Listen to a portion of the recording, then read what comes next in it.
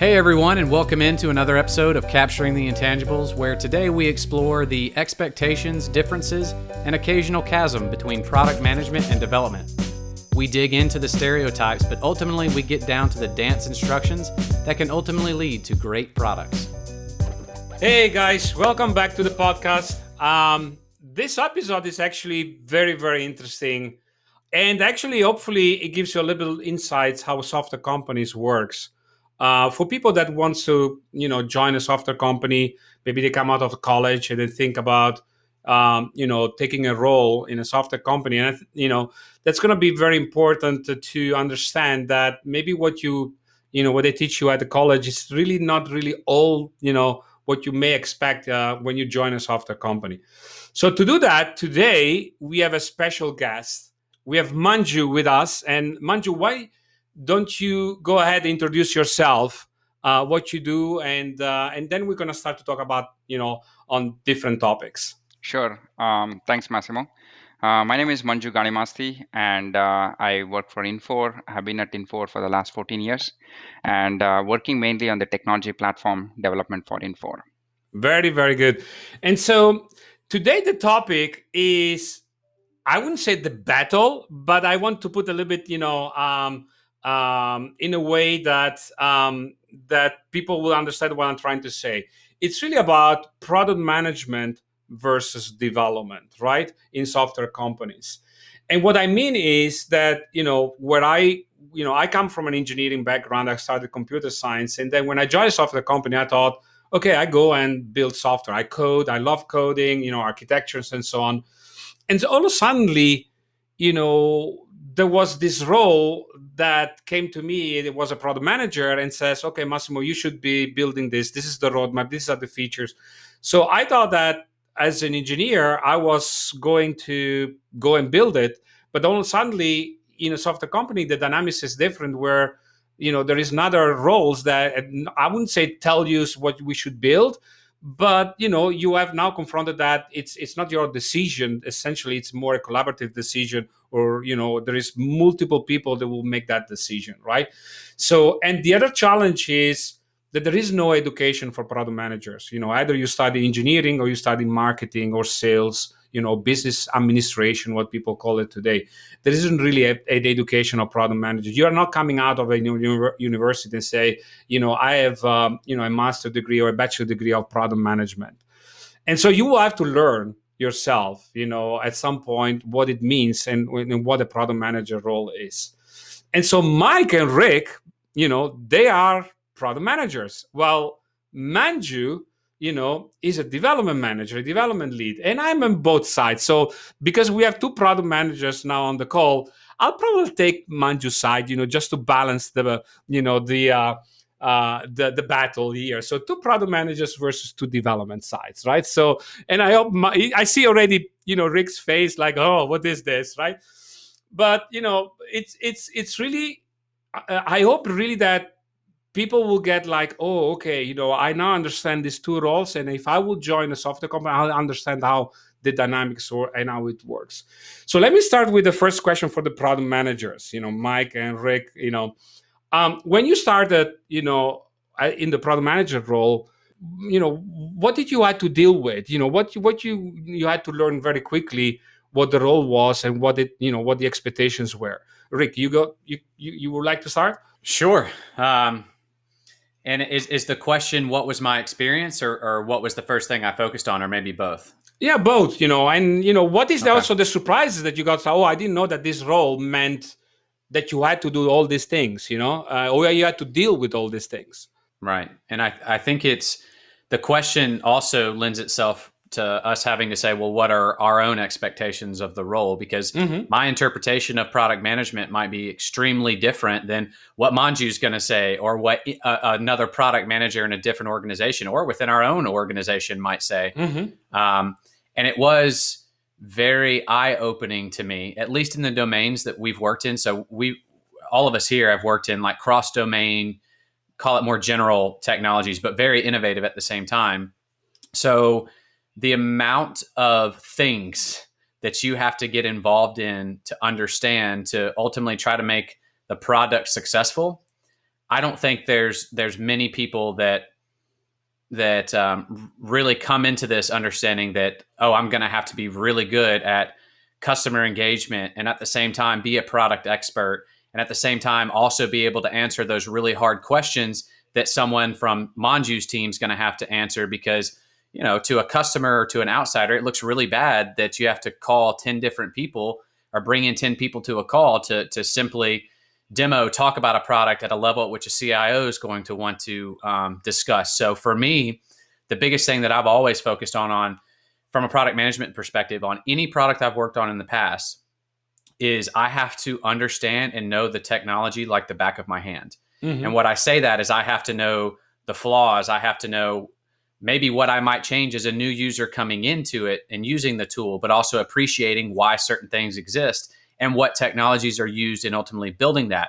Not necessarily questioning that, but understanding why those decisions were made at an architectural level. And I think that's where, product management in general maybe fails sometimes, is that they don't have that level of depth, or maybe it's focused more on the business side. And you'll get into certain organizations that may have a commercial PM or a technical PM. At least in my experience and in our world for our team, you have to be both. So that's been the biggest surprise, but also the biggest benefit for me. Like, I think we've had a really good experience is because we have to understand this is how you sell it, and the back office and all the financial implications, and how does sales articulate the same things you're going to say, only not to a CIO, but to a CFO. Mm-hmm. And at the same time, work hand in hand in development and be able to have a seat at that table to say, oh, okay, great. This is how you want to handle, in Mike's case, data streaming using these types of technologies. Great. I think that sounds good. What if we were to do this? So spanning that broad chasm of different things, it can be really difficult. And I think sometimes product management may get pigeonholed into one specific function, and I don't think that's necessarily right. Yeah, absolutely. And Mike, what was your experience in the first 100 days? When you started your product management career, what do you think? Like, okay, I didn't know that I had to do all these things. Yeah. So, by the way, I thought we started this podcast so I could actually figure out what being a product manager is. So I've just been taking notes this entire time from Rick, 5 years after joining.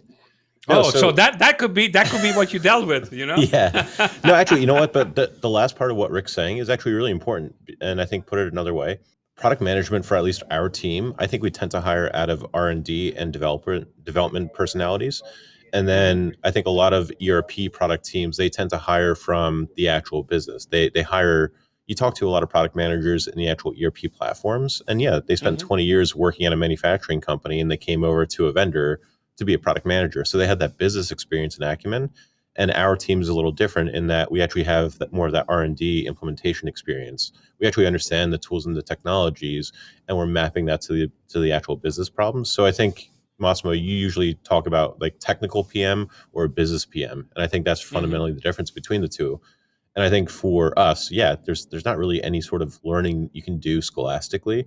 Yeah, there are pragmatic product management programs and so on, but it's high level institutional, and it's not going to map to the real world when you actually enter a product management space. So for me, like the first 100 days, I came from a development background. My first 100 days, I was thinking I need to understand the tool front to back. I need to be able to code in it. I need to be able to develop it. And to some degree, and which is wrong early on, I kind of thought, well, my job was to actually tell people how to do their job technically. And that was actually difficult to get out of that headspace. And manager probably has to deal with that all the time. PM's telling him how to do something in the architecture.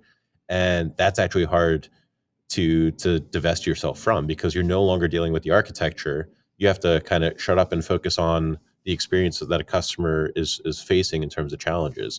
So my first 100 days was actually a huge realization that my job is not technical anymore. It's about problem solving and then helping the architects and manager and software developers and so on map that to what actually needs to be built. So that was definitely a big learning experience, and it took way longer than 100 days, I'll be honest, but that was one of the biggest differences that I noticed very early on. Yeah, absolutely. I think, Mike, you really very, very good point on, stay more like, what we should do instead of the how. That's one of the big realization, because we have other people responsible of the how, and focus more on the what. So Manju, from your perspective now, when you became an engineer and you start to work, did you, like I said, did you think that you had to deal also with a product management role, or you thought, okay, I'll go off and I can build, I can start to build some things, without really per se input from a different department? Sure. Just to give you a background, so first 10 years of my career in the software industry, that was before I joined Infor, was mainly delivering for projects, right? So there is, IT business, they just give the requirements. My job as an engineer was to code and make sure that they are happy and get the software out to the production. So there were a few instances where I had expertise with product development before joining Infor, but there was, like, as an engineer, very focused on developing modules and stuff like that. But after joining Info, that's where I started more involved in real product development. And the initial experience was not so good. I used to talk to my product manager, which was not none of you guys. Probably Rick was still in college or high school at that time. So I'm sure.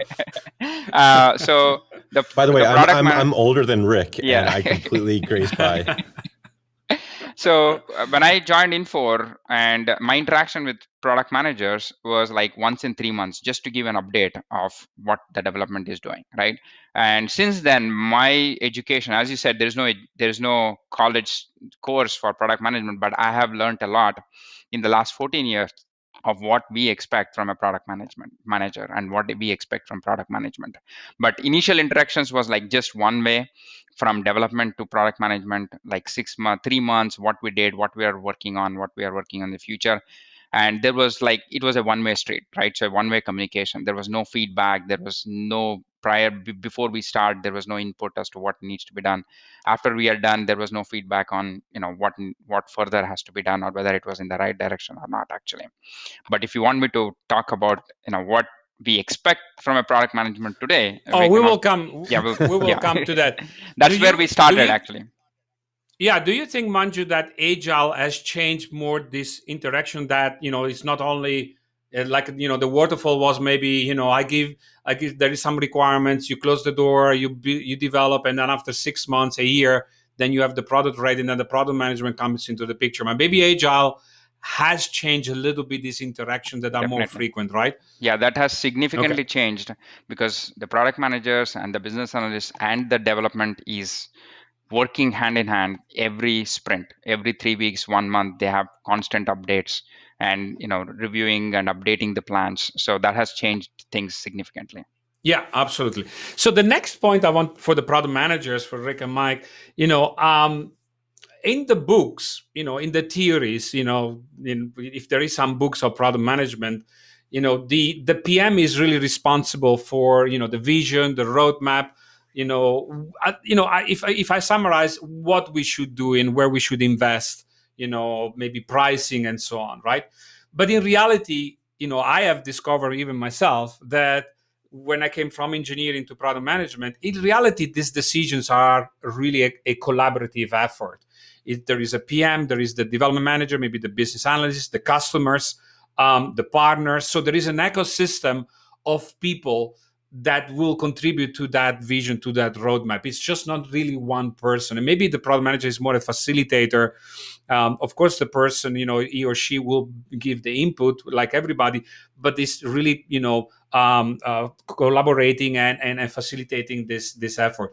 So, Mike and Rick, how do you get, let's say you have something you like really to do, how do you talk, and negotiate and collaborate with your team, to your development team, to get Manju or other development, leaders on board, like, hey, we should do this type of things, right? This type of new innovations or new features and so on. Rick. Yeah. So you guys have heard me say this a lot, in that I'm a very visual person. So like, let's just look at when we first started getting into the AI technologies. I didn't approach it necessarily from a technology perspective at all. It was purely from a usability. If I wanted to solve a particular, inventory optimization type use case, and by the way, I might be the one of the least technical PMs on our team, so maybe my perspective is much different than Mike's.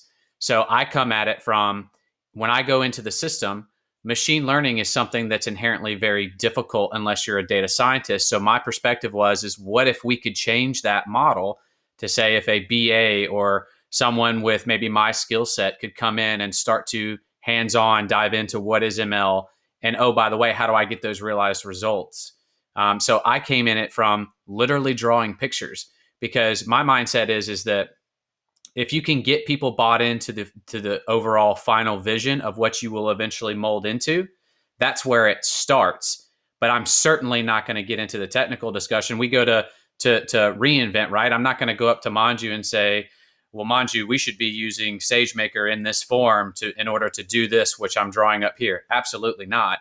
It's, here's what I think would be really interesting that we could sell to others if we could do this. But that inherently, you have to understand what's practical and what's possible first. So it's always a delicate balance, and it's brought up some really heavy conversations between us and development to where we butt heads, and we're very, very comfortable with that, because one always is going to step on another, and I think that's what makes a team really good. But at the same time, where I start is always, what is that visual picture? And I like, when we talk about pipelines with you, Mike, that's where I always like to start, is show me something, right? But that's because I know that you have the background, and Fraser on our team has the background, that you guys are technical enough to even go ahead and start diving into the end result visual depiction so that you can get everyone bought into that. And I think that's where I always start. Yeah. And Rick, I think also now with the cloud technology and so on, cost models are also, taking over the discussions, right? The selection of a technology isn't really like, oh, I like this technologies more than the other, or the architect or development thinks that this tool is better than the other. But now there is a new dimension where we as a team has to look at also, what are the cost models behind that? Is it a technology that we can afford? So that's also a new dimension that is added to the equation. Yeah, that's true. But we've gotten to the point to where we've got these like microservices to where we as product management don't have to worry about the technology so much. It's almost like, let's start with the vision, and then Manju and with us involved in building out these cost models to help figure out, okay, we're going to sell it in this way, or it's going to be adopted by ERPs in this way.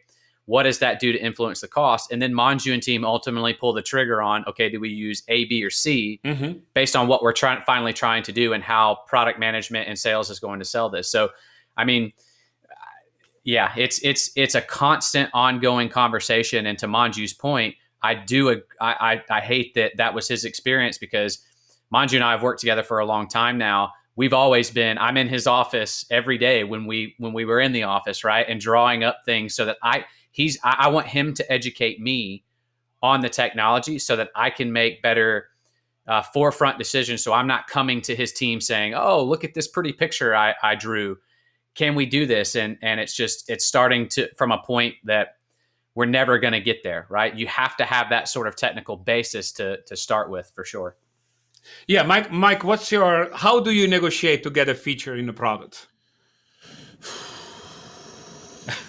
Oh, that sounds very heavy.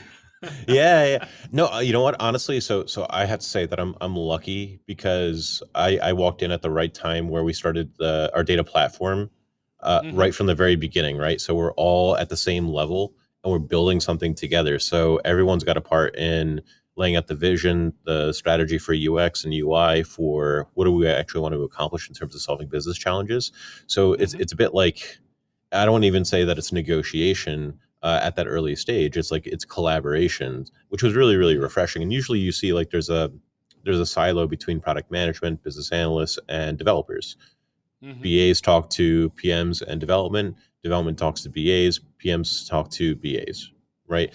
That is not the type of organization, at least that we have over here. We're very, very open, but there are clear decision makers and clear people that are helping drive the technology decision, the visualization decisions, and so on. So I think we have a very, very unique team that's addressing that. But for more mature product areas that I've worked on, that I've either inherited or that have been stabilized and maturing over time, then it does turn into, well, how do we actually negotiate what amount of time or how much dedication and resources we can put into a feature that would enhance a platform experience that's been on the market for 2 or 3 years already. So in that case, usually I try to actually, especially over the last couple of years, really understand actually what the problem is and map out the challenge that a customer has, that they have to use third-party tools, that they have to jump out of this UI over here, that they have to click 15 buttons instead of 5 buttons in order to accomplish a task. And then I'll actually show development what this looks like, or I'll tell them this is what they have to solve for and how much that sucks and how unfun it is to actually use the software. And what if and going back to what Rick said, I'll do the same thing where we actually start drawing out, like, what if we could actually make it look like this? Now it's 2 button clicks. The usability is so much better, and we can abstract this really complex process, say something like building a data lake, into, well, now it's just a provisioned data platform that can scale ad infinitum. And how do we actually get to that outcome or that goal? Then it turns into sprint negotiation, and that gets a little tougher every once in a while, because then it's 80% of the time people want to work on bug fixing and quality, and I totally appreciate that. But then you got to kind of gut check, like, all right, well, how much capacity do we have to work on net new features? That's the struggle usually for me. And your eyes are always bigger than your stomach. There's one thing that Mike's saying there, though, because there's a difference. We're not trying to design. And especially when Nunzio hears this, we're absolutely not. But what gets us on a universal language is imagery. Yes. So being able to get us to a point of literally, I mean, my first designs for our AI project were literally, I was sitting on a plane and did them in a lucid chart. Like, that was my mock-up, right? But it served a visual purpose to say, oh, well, that's interesting if we could do that sort of stuff. And then we engage the real designers to do that sort of thing. But anyways, it's an interesting balance. Yeah, and so Manju, and by the way, Manju is the most brilliant dev manager that I have ever met. It's really, really good. But that's how you get features, by the way. You just flatter Manju. Exactly. But at the same time, there are tough conversation. You need to convince Manju that you got a good idea, or you got a good investment, or you got a good feature. So Manju, for your perspective, how what is your expectation if a PM comes with an ask? What is the things that you expect from a PM? To say, wow, okay, this is the thing that I'm on board with. I'll jump on it. What is your expectations? What are your expectations? Sure. Let me take a step back on like the basic fundamental expectations from us, from the product management, right? So for us, or at least for me, development is a depth organization, right? So the expertise, there is a lot of things. There are many people in the organization, and there needs to be depth with respect to technology, business functionality, etc., etc. The product management is a slimmer organization, but their breadth is vast actually. So like you have told me so many times that product manager is almost a CEO of a product actually, right? And which we completely agree. And it's a breadth organization. They don't need to have the complete depth of everything actually, but there is first is outside, right? Because developers are not going, they are checking like libraries, platforms, technologies. They are researching on that. They are not looking at exactly what competitors are doing actually, right? So then the role itself changes. So we are looking for product managers, like what product from the product management is like outward looking. So what are the competitors doing? What does the customer want, right? Are the customer happy with the product? What is the price of the product? What is the where it should be the cost positioning of our product? What should be the margin, right? What makes our customers happy, right? And how can we push the product outside? That's one area, because nobody is doing the work other than that, other than the product managers, right? With in collaboration with other organizations in the company, but definitely developers aren't focusing on that, right? It's an open space.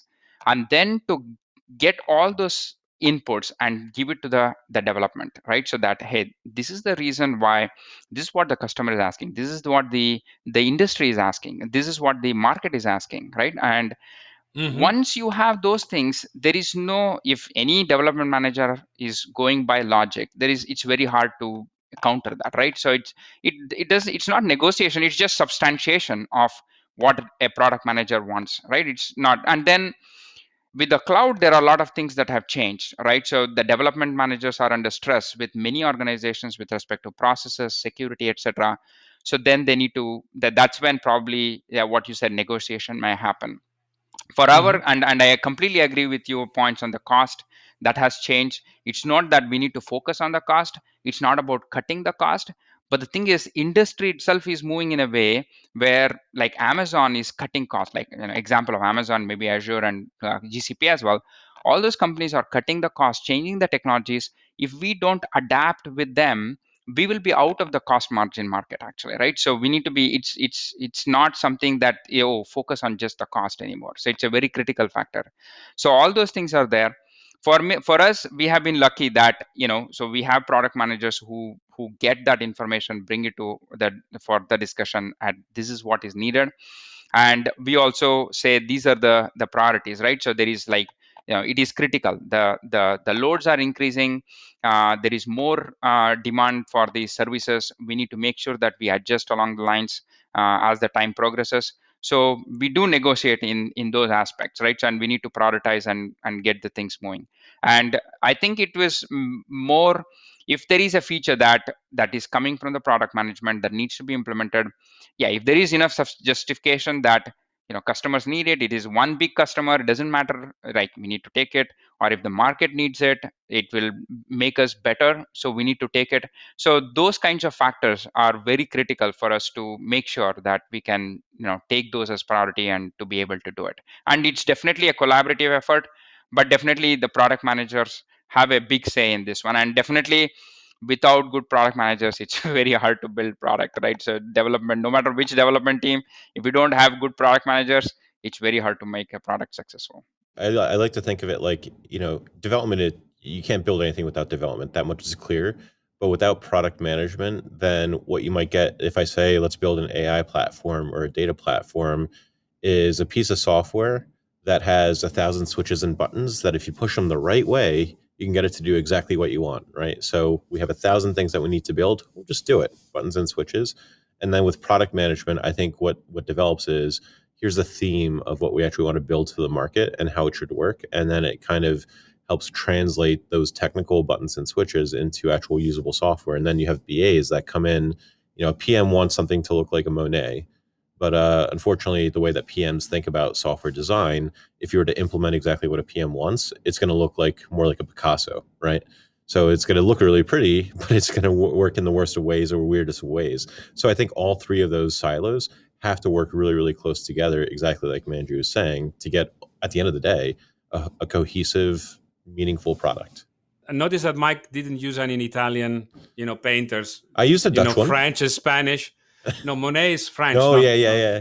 Oh no, I meant to say Mondrian. Yeah. Oh, okay. Yeah, sorry. So development is a broader organization. There are a lot more people involved and all those things, but those many people have a lot of impact. But development, the product management is like 1, 2, 3 people have a huge impact on the product. Like they can steer the product. It's there is a lot of power with the development. A lot of people are there, a lot of things happening, and a lot of things can happen only because they can move the things from here to there. But if the direction is not set by the product management, it's very easy for that ship to wander off actually. Yeah. And I on the negotiation and I'm coming always with these things, and people think that it's a trick, it's a development trick, and Manju can comment in a moment. But many times, I've seen development managers, not wanting to collaborate with the product manager and say, hey, I got all this architecture work or horizontal work, I got this customers escalation, essentially, of a team of, I would say 50 developers, and just one developer for the product manager to accommodate the product management roadmap, right? I've seen many times this, and sometimes it's really true. It's really like that. You have capacity allocated to horizontal topic, architectural topic, or maybe some customer commitments or escalations. And so, but sometimes it's also a trick, to say, hey, I don't want to collaborate with a product manager. So Rick and Mike, from a product management perspective, how do you deal with this, either virtual capacity or a capacity that it isn't really given to you because of, what type of, emotions or non-collaborative environments? How do you deal as a product manager? Now, all of a sudden you hear, yeah, you got zero capacity in the next year. And so what do you do then? So I know that trick, And not saying that Manju's pulling that trick with me or anything like that. So I work in a different development stream than Manju, but actually, no. I mean, so I hate that trick because then it's actually sidestepping doing something productive. So like, yeah, it's been pulled on me a few times, and on occasion, I'll kind of let it slide for a sprint or two, and other times I'll kind of say like, hey, is this bullshit, or is this actually like we actually need to spend the time working on these other areas on reducing technical debt and so on, and tell me the truth. Don't tell me this excuse over here, or tell me that you can't work on this feature because you don't want to work on it. Because if you tell me what the case is, I can sympathize with that. I can go out to the market and the stakeholders, and I can say, hey, this feature that we wanted to deliver in Q1 or Q2, hey, we're going to push that back to Q3, but we promise we're going to have a better platform for it because we're investing in improving in these other areas. I can't do that if people are trying to hide the truth about how we're developing things, for example. So, the first few times it totally worked on me. And then eventually, like, I actually wanted to understand, like, is this actually the case? Or is this something that we're just kind of trying to shove off product managers for? Because I don't want to be part of the problem. I want to be part of that solution. So for me, I usually try to actually understand, like, if this is true, why is it true? And let me buy you some time so that you're not constantly having to deal with the hassle of people asking you, when is this going to be ready? Let me make your life easier. I think your 5 years are very good already, Mike. I think it's really good. Rick, what's your perspective? Yeah, I think what Mike's alluding to is something we take very seriously in our culture, and that's the relationship aspect of this. Because I try to make sure that if it's a capacity problem, I don't question it, and that's because we've got 8+ years of experience working together, and we understand that no one's going to do that. We're going to be forthright and call people out on that, and question the why about capacity where it doesn't feel threatening, right? So that cultural aspect is something that is fundamentally has to be there. But I mean, those things begin to happen. But to Mike's point, it's always about, well, how can I help fix that? Like, so what is the trade-off if we have to do something on feature A that we have to now not do on feature B? What's the impact? That's the level of discussion. It's never, that why never goes too deep, or else it becomes like a control battle. But I think, in my opinion, it's more of the highlight of the respect and honestly friendship between development lead and PM, because you have to have that because you're both there for this exact same goal. Exactly, yeah, absolutely. And so, Manju, is this claim of capacity is really a trick, or is this a necessity today? I really wish that it was a trick, actually. So, but the thing is, these days we have the metrics to show, right? So we have the metrics to say, how many APIs are being called, and how many users are logging in, and all those details are there to show to the product managers and the higher management to see how the load is increasing, and to substantiate that, we need to put the people, right? The second thing is that it's not just the development organization that is involved. It is cloud operations is involved. The support team is involved. They are looking at the issues that the customer are facing, and they know the current issues. They know the issues that are coming ahead of us, actually. So it's not just the development telling that these are the problems that are available, that are coming our way, that we need to focus on some of the technical debt, or to plan ahead. And that's the reason why we started looking at the past and current loads, and also projecting to the future loads, and to see whether our architecture is in alignment with the load that may come 3 months down the line or 1 year down the line, right?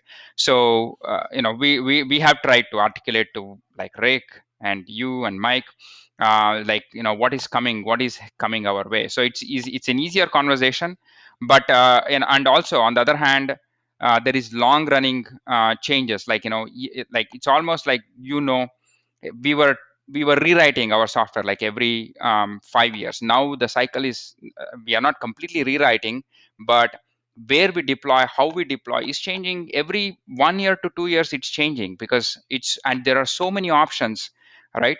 So many technology options that are available. If we don't change, and we are not taking advantage of those capabilities that are available for us, but on the other hand, we always try to make it a point that we are progressing on the features, right? So it's like, yeah, one sprint you can say, oh, we have a lot of issues, we need to focus. That's one sprint. You cannot be doing it for every sprint, right? So over a period of time, 3 months, 6 months, you need to have substantial functionality to be delivered to the customer. So I think that's what we have worked with Rick in the past, actually, right? So this is, no matter what technical debt we are having and how we are working on addressing them, we need to look at the functionality as well. So, and some, like, some significant portion of new enhancements to be added, and the bug fixes need to be handled, and the minor improvements need to be handled as well. So those things need to be kept, and we need to work towards that. And we never go to the stage where we stop we stop the functional improvements and just focus on technical debt, right? So we try to balance between the two, because it's a long run, right? So we need to, if we focus on just one of them, yeah, we will not be successful in long run. Yeah. Absolutely. And so my tip to product managers, or beginning product managers, where you join a team and you think you have you work with a development team of 50 people or 30 people, it doesn't matter how big. Don't think that you have these 30 or 50 people available for all the roadmap and all the features. You're going to have portions of the capacity really allocated for other things, either is horizontal or architecture or customers commitments or customer escalations. It doesn't matter, but never make the mistake that you're gonna have always 100% capacity available to you. That's never gonna happen, right? So absolutely, that's one of the insights that you get. I think in the first 100 days, I think what we were talking about before, that capacity isn't available to you. Another question is a little bit controversial. In my career, a lot of product managers came to me and say, hey, I asked to build this feature, but development team came out and built this thing, and I don't know what to do. But it's not what I have asked, And so I would say, my point to the product manager say, well, if I'm assuming you're working with the development team daily, not the 3 months that Manju was referring, right?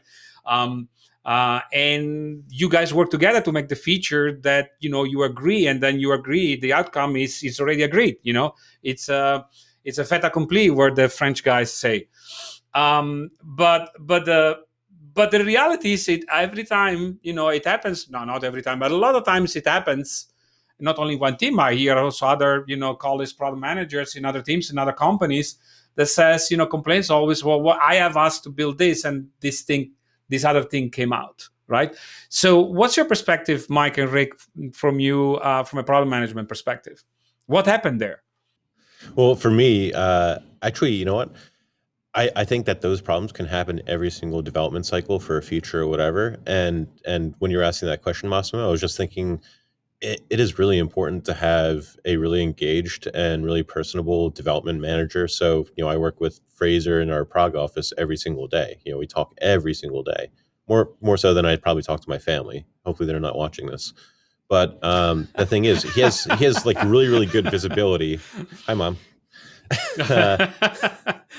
But he has really, really good visibility into how all parts of his organization are kind of moving forward. And he sees that if the development team is getting locked into developing a solution in a very, very narrow way, that in the future, if we ever want to enhance or expand the vision behind the core or that kernel of that this is not the way to go.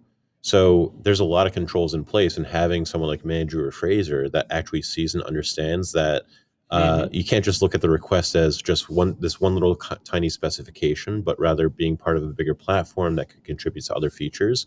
I think having someone like Manju and Fraser is like every single organization that develops anything really needs to see that. Otherwise, what you see is what you get in terms of translating a PM requirement. The BA draws it up and mocks it up, and then development just simply pushes the buttons. And I think if you don't have those types of controls and relationships in place, then what you end up getting is basically a feature that technically does what it says and nothing more, and can't be used in any other capacity, and isn't exactly what the product manager envisioned to begin with. I've had it happen, to be honest. Some decisions where it was just development that decided to make an executive decision on how something should work, and now I have to live with it.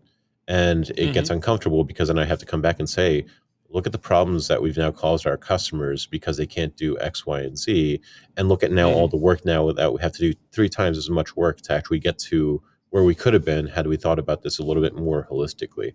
So I don't know if it completely answers the point that you're making, but I think it's an interesting thought process. It's a big web and a big system of things and controls working the right way in the right direction.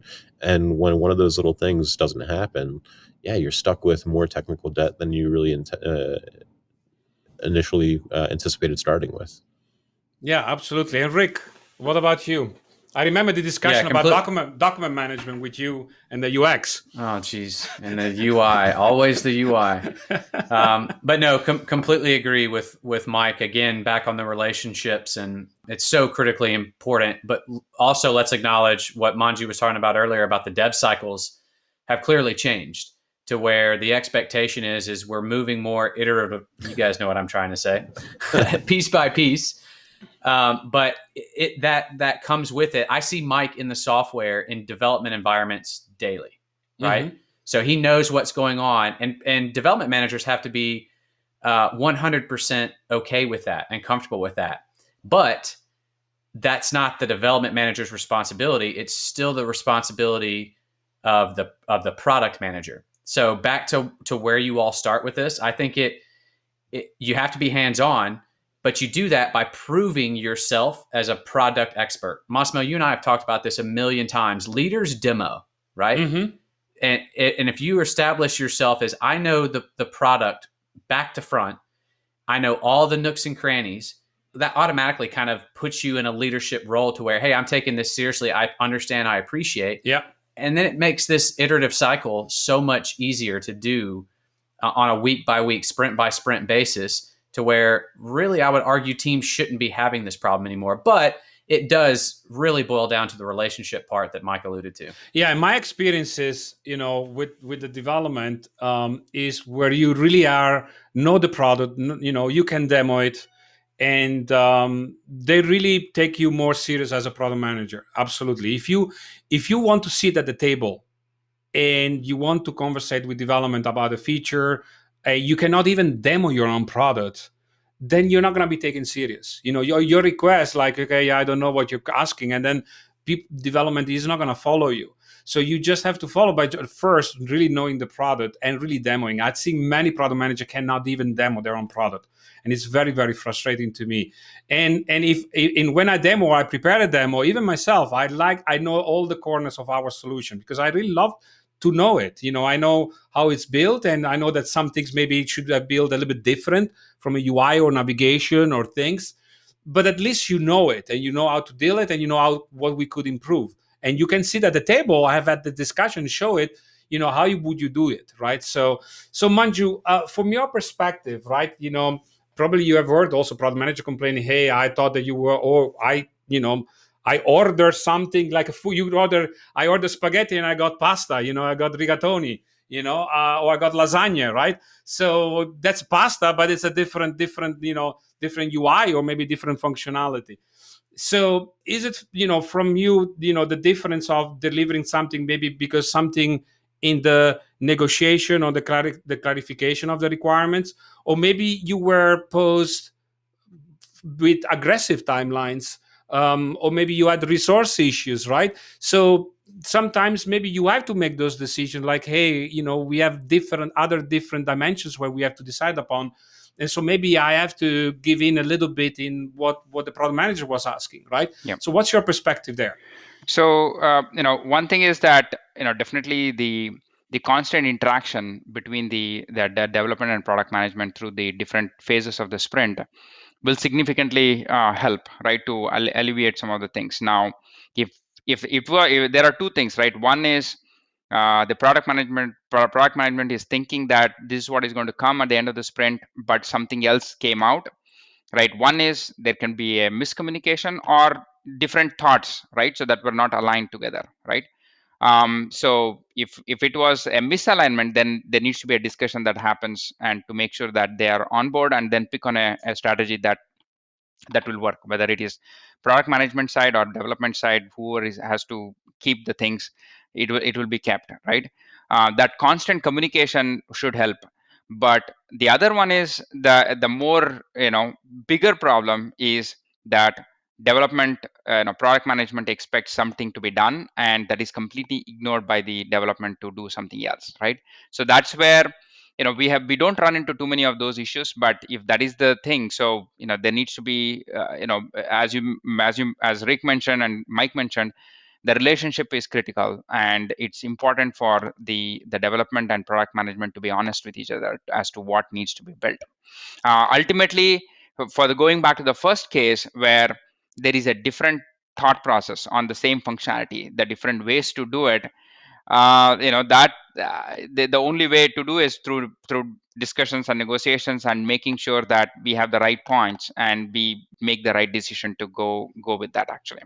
And we luckily we don't run into the second issue where that the product management wanted us to do the X, and we knew that product management wanted to do X, but we say no, we are going to do Y, right?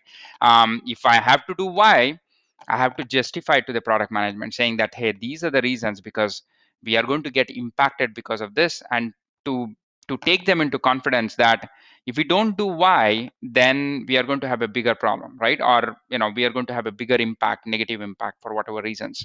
So, and then we have to evaluate, and then it's a collaborative decision that whether it's X or Y, it needs to be decided. But both parties need to know that X is not going to be done and Y is going to be done, or Y is not going to be done, that X is going to be done, right? So we need to make sure that there is that communication. If that communication doesn't happen, then there is a problem, right? So Absolutely. And so, coming to a closing of this episode, I think that there is a lot of theories I've seen in years: product management being close to marketing, product management being close to sales in sales organization, and product management being in the development organization. So there is a different stream of thoughts where product management should be, right? And I always said this: the product manager is a spider in the web. Everybody, if everybody in different departments and in outside the company comes to you, that means that you really are the spider in the web. You're a really good product manager. If they don't come to you and they just skip and they go directly to the development manager, you should really look at yourself and say, okay, am I doing a good job? And we will maybe do a different episodes on the spider of the web. But I've seen different models, and the best model that works is when development is very close with the product managers. When product manager is really very far in marketing or in sales, I've seen these connections that we were talking about, things that they were not connecting. And definitely people that have sales strategy and they think that they can run a product management, that I've seen big failures on that.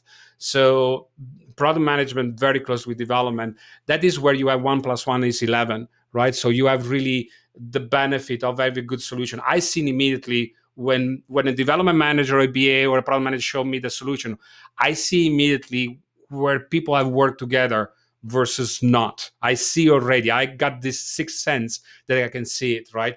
So it's really very, very important. I want to close. If there is anything, closure, Mike, Rick, and Manju, that you want to say, Manju. One thing from my side. So yes. From the product development side, one thing that excites us is the ideas, right? So ideas are always welcome. So if product management comes with excellent ideas, that's the one that's an easy sell actually. So new ideas, innovation, and innovative products. Just theories, right? They look at the problems, this and this. Oh boy, this can be solved, and why are we not doing it, right? Just those kinds of ideas that will definitely excite the development actually. So that's always welcome. So Mike and Rick, from for tomorrow, please 100 ideas on a slide for Manju. Yeah, well, I was going to say, actually, can we just ask for features right now and just have Manju? Yeah, I've got a list. So you want to do a role? You want to do a role play? In the podcast. How do you do the real time negotiation? No, anything. So hey, we Mike can't be giving away IP. Exactly, that's true. So Mike and Rick, from your perspective, any closing thoughts? From my perspective, I think the fact that we're all on a podcast together, people that are watching this podcast may not realize, but we're all friends at the end of the day. Like the reason why we're all doing this is because we're all friends and we do more than just the podcast. We see each other many times a year. We go out for dinners. We do fun activities and everything. Like it's because we're friends and we have such a good relationship. But I think the counter to that is what happens when organizations don't have good relationships, good expectations, and open communication patterns. That you would not get anything close to like what we're doing now in our professional lives, or even these types of engagements where we're just kind of like goofing around and talking on a podcast all day long. Like this is such a great organization, like the relationship that we have, that I'm super always excited and enthusiastic about what we do.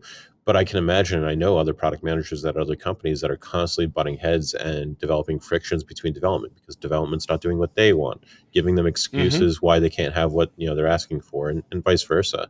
So it's a very us versus them. So we've been talking a lot about the positives and how things should work, but I mean, we've all been lucky enough to not feature in organizations where things don't work the way that they should, and it's not as seamless. So like I think it's a really, really good thing to point out because, I love working with, Manju, Fraser, so many other developers all around the world. And we all have such a great relationship that brings these visions and everything together collaboratively. And that comes back, Rick, for your closing thoughts as well, is the culture that you bring up in the team, right? It's really very important, right? I can't say it any better than what Mike just said. Culture's everything, and getting everyone bought into a shared vision that's very well communicated to everyone. I mean, that's key to everything that we do. Yeah, absolutely. So, guys, and we'll have Manju back, probably not next week, but another time. He's going to teach us how he's breaking monolith architectures into microservices. Ooh. So that's going to be, the title will be Breaking the Monolith. He's done an amazing journey doing that, and I think we can learn a lot. I'll see you next time, and thanks for being here. See you guys. Thank you. Thanks, guys. Bye.